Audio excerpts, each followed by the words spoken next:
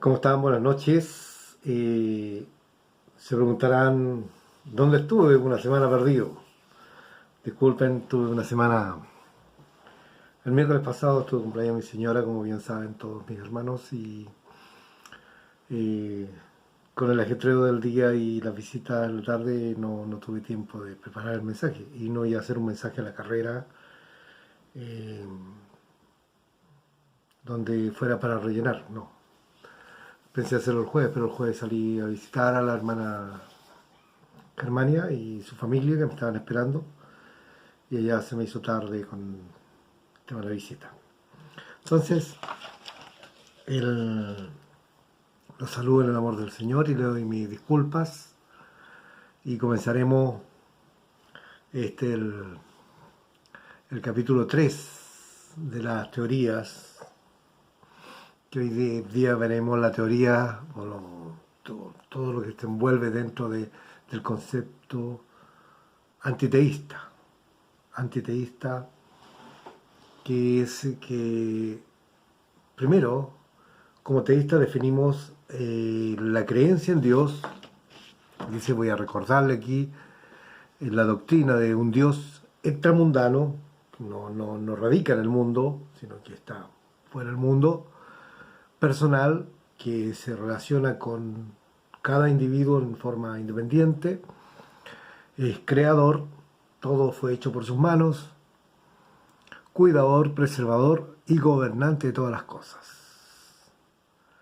Cualquier doctrina, cualquier filosofía, cualquier pensamiento que niegue la existencia de este ser es un antiteísta.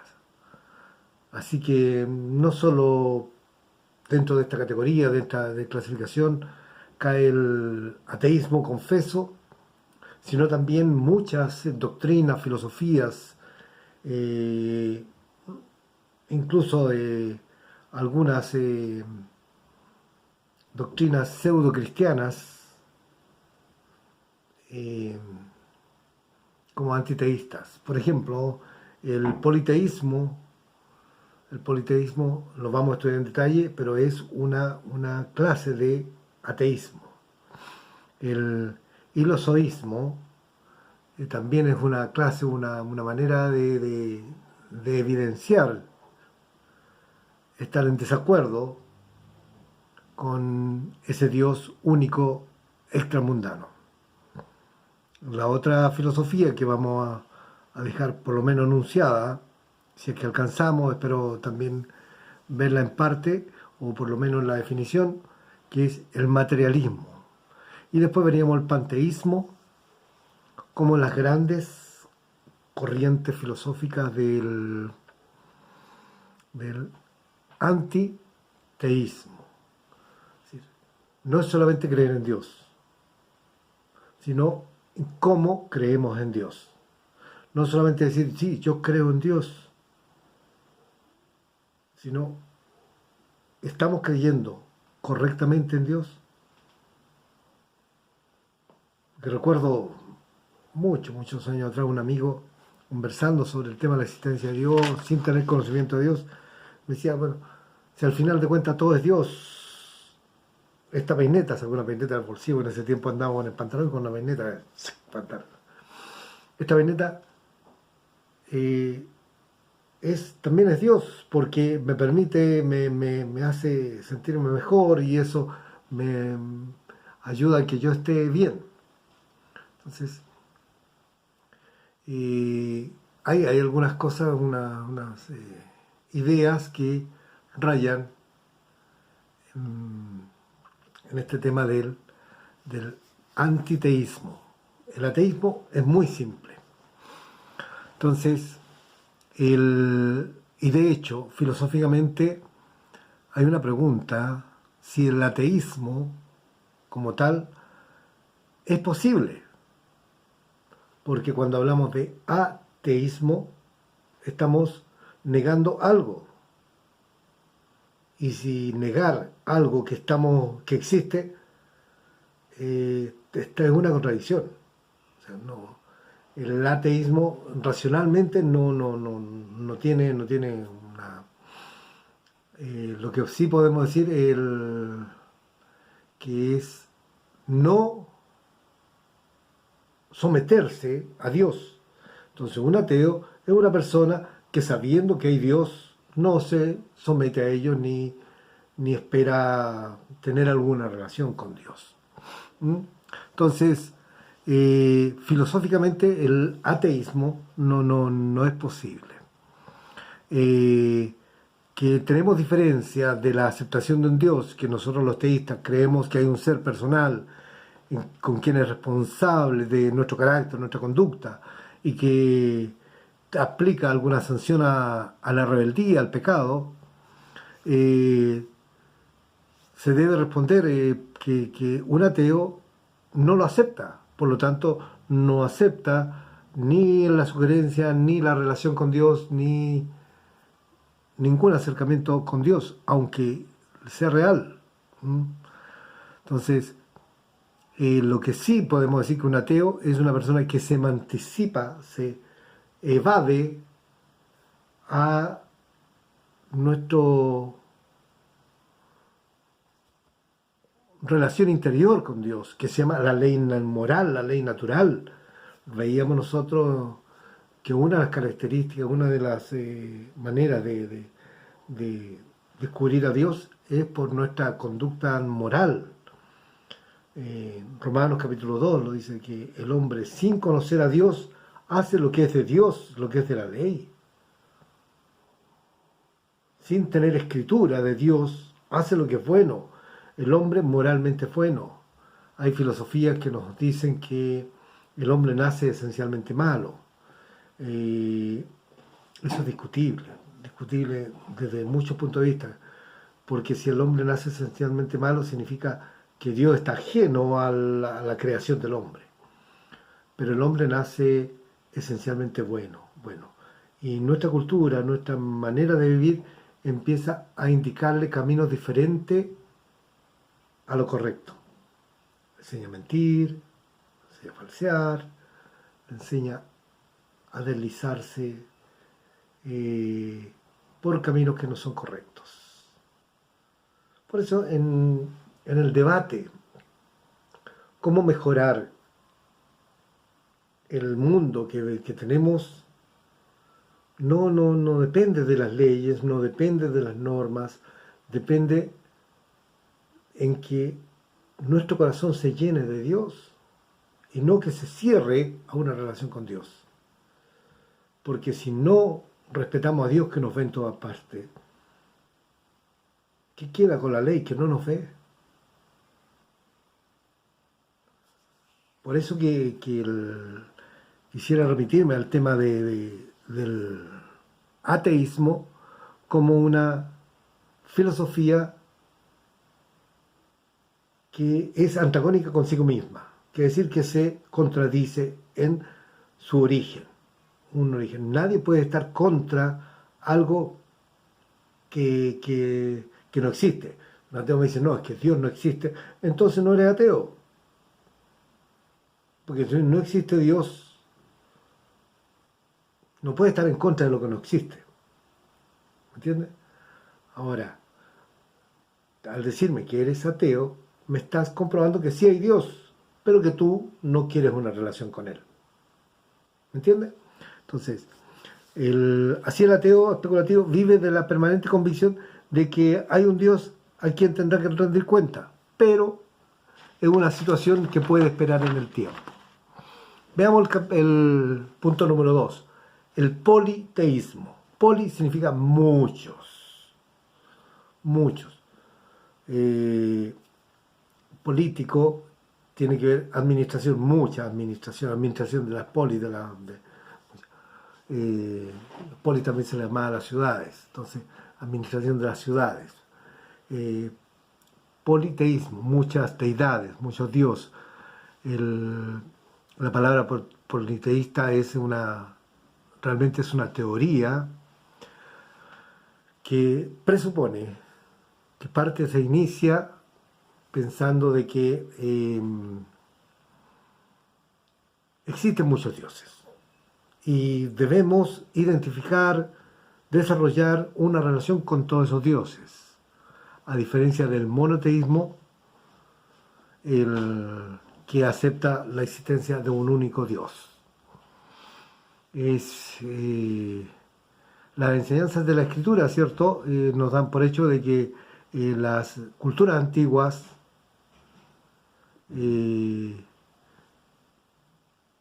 detrás de ese politeísmo popular hay creencias de un monoteísmo culto. Hay un himno monoteísta en los Vedas. Son los antiguos escritos, los escritos más antiguos existentes. Existen cuentos, mitologías griegas que nos hablan del Dios grande, creador de todo, el Logos.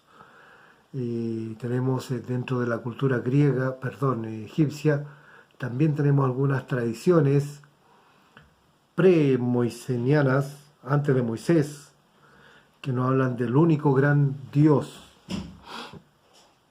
Pero el monoteísmo, al no tener una guía, al no tener una línea trazada, ¿cierto?, comienza a tener una desviación y más que nada, esto ya es mío, más que nada, el interés personal de una curia sacerdotal, de tener poder, de tener ambiciones económicas, políticas, sociales, sobre determinado grupo de gente, va creando diferentes deidades, los cuales ellos son sus representantes. Y así empieza a proliferar una cantidad enorme de dioses. Yo he escuchado a algunas personas que nos dicen que los evangélicos somos politeístas, dado que tenemos muchas religiones. Bueno, no es así, somos monoteístas, pero de verdad que a veces una iglesia difiere tanto de otra, una doctrina difiere tanto de otra, que pareciera que adoramos a diferentes dioses. Por eso es que es importante buscar arraigarnos en la más pura y sana doctrina, que es la Biblia. Buscar el significado original propuesto de los términos, de las sentencias, para que no nos desarmemos como una bolsa de arroz en el suelo, sino que nos aglutinemos como un árbol y demos fruto. Bonita esa ilustración, ¿cierto? El politeísmo, en el politeísmo, estos dioses creados o configurados por las personas, ¿cierto?, fueron personificados, y pronto se hizo la creencia general de que un ser personal presidía a cada uno de ellos, y estos seres imaginarios devinieron los objetos de culto popular. Es decir, de que la resistencia del hombre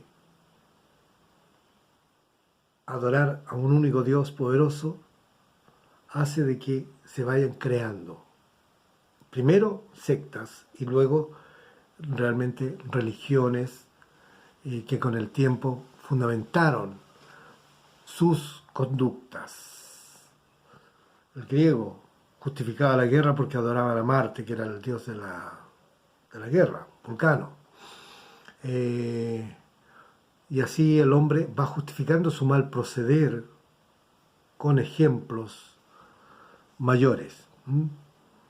El apóstol Pablo, ¿cierto?, dice en 1 Corintios capítulo 8, versículo 5, lo voy a leer. 1 Corintios, Hechos, Romanos, esta Biblia se salta de... No, Hechos, Romanos, está bien.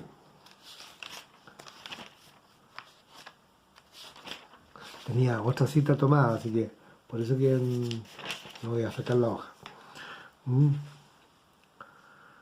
Dice 8.5, dice, pues aunque haya algunos que se llamen dioses, sea en el cielo, en la tierra, como hay muchos dioses y muchos señores, para nosotros, sin embargo, solo hay un Dios Padre del cual proceden todas las cosas, y nosotros somos para Él un Señor, Jesucristo, por medio del cual todas las cosas son todas las cosas y nosotros por medio de Él. Entonces, el apóstol Pablo en Corintio, en la cuna de ese tiempo del politeísmo, de toda esa cantidad de gente, pequeños feudos, pequeñas parcelas religiosas, donde se adoraban fulano, sutano y merengano, él les plantea eso. Aunque muchos se dicen ser dioses, aunque creen que la existencia de muchos dioses, ¿cierto?, hay uno que es más grande. Y dentro de la comunidad griega también hay muchos filósofos ilustrados, monoteístas, como Sócrates, Platón y el mismo Aquiles, personaje de la Ilíada, escrita por Homero aproximadamente en el año 1200 a.C., plantea la muerte de las deidades humanizadas para la exaltación de un Dios invisible. Porque los dioses griegos tenían más defectos que los hombres mismos. Entonces, tenemos el politeísmo cultural de acá del Medio Oriente, pero también tenemos otro politeísmo, que es el politeísmo de la India, del sudeste asiático, ¿cierto? Cuando las tribus arias, es decir, griegas, del Medio Oriente, llegaron al sudeste, unos 1500, 2000 años antes de Cristo, el panteísmo ya era su creencia establecida. ¿Qué es lo que es el panteísmo? El creer, el sentir de que, el especular de que todo es Dios.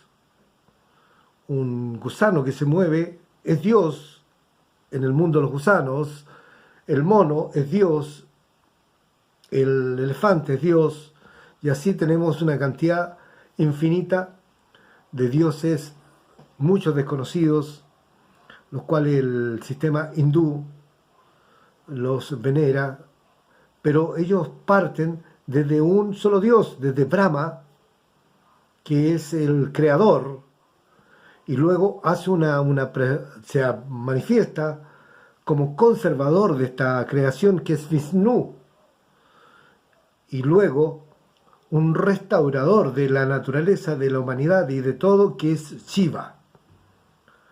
Y estos tres no son tres dioses, sino que es un mismo Dios en distintas manifestaciones: creador, preservador y restaurador.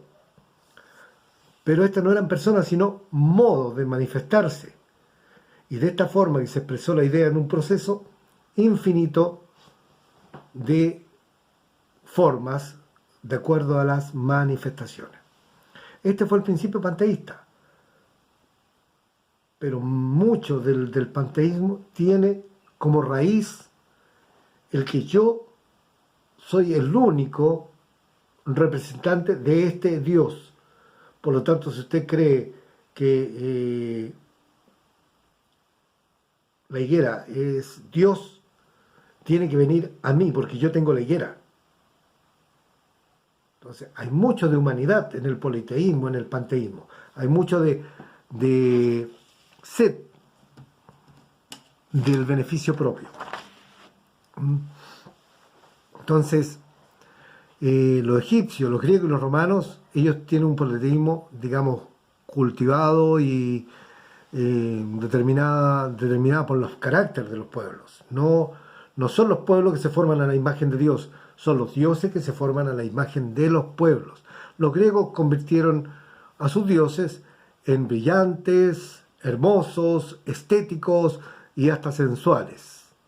Los romanos, que eran más decorosos y serenos, ¿cierto?, le bajaron un poco la divinidad sensual para hacerlo menos sensuales, pero más humanos. Hasta César se manifiesta como Dios, con todos sus defectos. De ahí viene la frase latina: Ave César, que significa en español, en nuestra cultura, ¿cierto?, reconocer que César es Dios. Qué interesante, interesante, porque hoy día mucha gente usa el Ave César o Ave María sin saber qué es lo que está diciendo. Cuando usamos la palabra ave latina a determinada persona, estamos reconociendo que esa persona es Dios.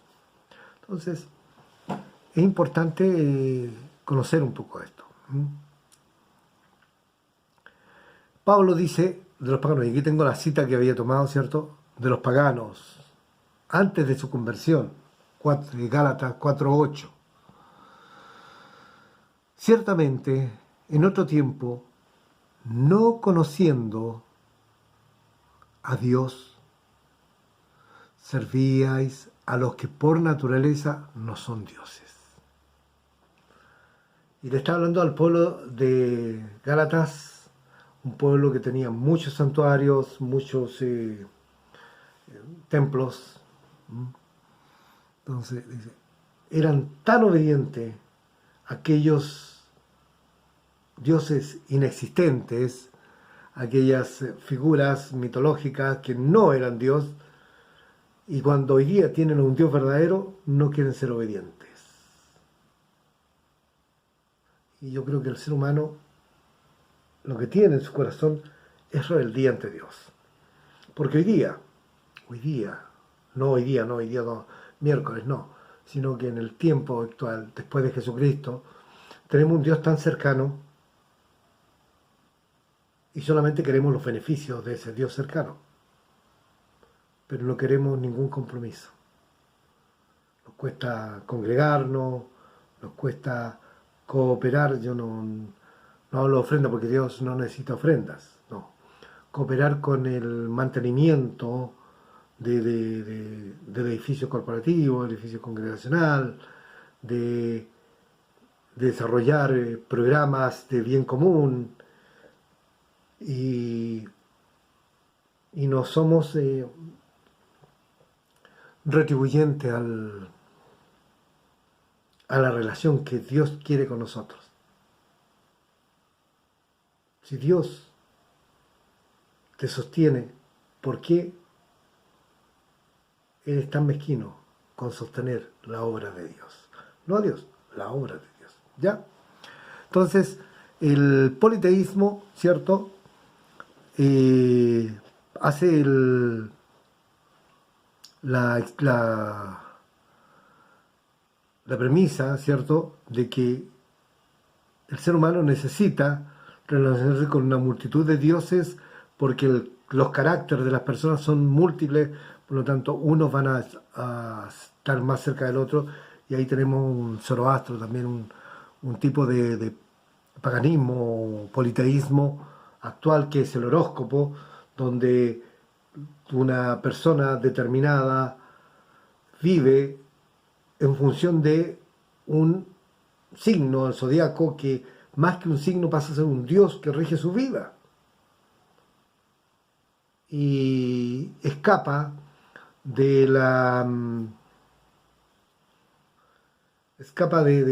lo racional.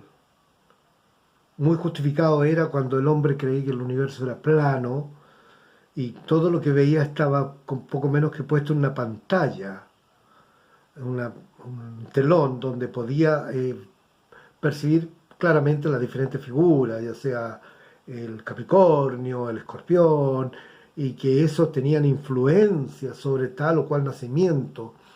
Pero hoy día que sabemos que el universo es cóncavo, tridimensional, no existen esas figuras, no existen esas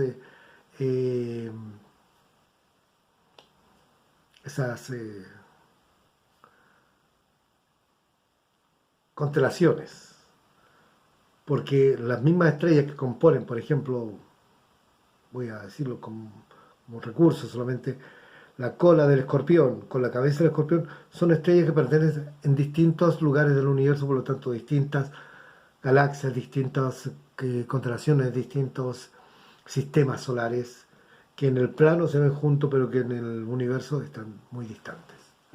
Por eso debiéramos, por racionalidad, eh, desdeñar el horóscopo, ¿ya? Entonces, el hilosismo es otra filosofía que viene de la palabra ile, que significa materia, y zoe, que significa vida, españolizado al hilozoísmo. Y en ese sentido es una doctrina en que deidifica, le da característica de Dios a la materia. A la materia. Lamentablemente tenemos ya 25 minutos y me gustaría agrupar esta idea y no desparramarme mucho, por lo tanto voy a dejar el hilozoísmo y el materialismo para la próxima semana, donde vamos a verlo en detalle, porque no quiero que nosotros como cristianos cultos, desarrollados a la luz de Cristo, nos enredemos en filosofías que son contrarias a Dios. De edificar el santuario es darle una divinidad a quien no la tiene. Por eso que el santuario que nosotros tenemos está construido por piedras no hechas, no cortadas a mano. Jesucristo la base. Es importante no perderse en este cúmulo de doctrinas que al final parecen cristianas, pero no lo son. Oramos. Señor Dios Santo, Padre amado, te alabo, te bendigo, te doy gracias por tener esta oportunidad. Ayuda a mi hermandad, ayuda a mis amigos, ayuda a todos ellos para que tengan una comprensión de lo que has puesto en mi corazón y así puedan caminar en rectitud frente al único Dios verdadero, creador y, más importante, personal, en la cual debemos tener una relación firme. Bendícenos, Señor, y toma los dolores de los que hoy día están en su lecho de cama, de angustia. Llena las alacenas de los que han estado en pobreza y llena nuestras vidas de alegría. Para que el mundo vea de que como hijos somos bendecidos. En el nombre de Jesucristo, nuestro único Señor y Salvador. Amén y amén. Que Dios les bendiga mucho. Lo espero el próximo miércoles a la misma hora y en este mismo canal. Que el Señor les bendiga. Muy buenas noches.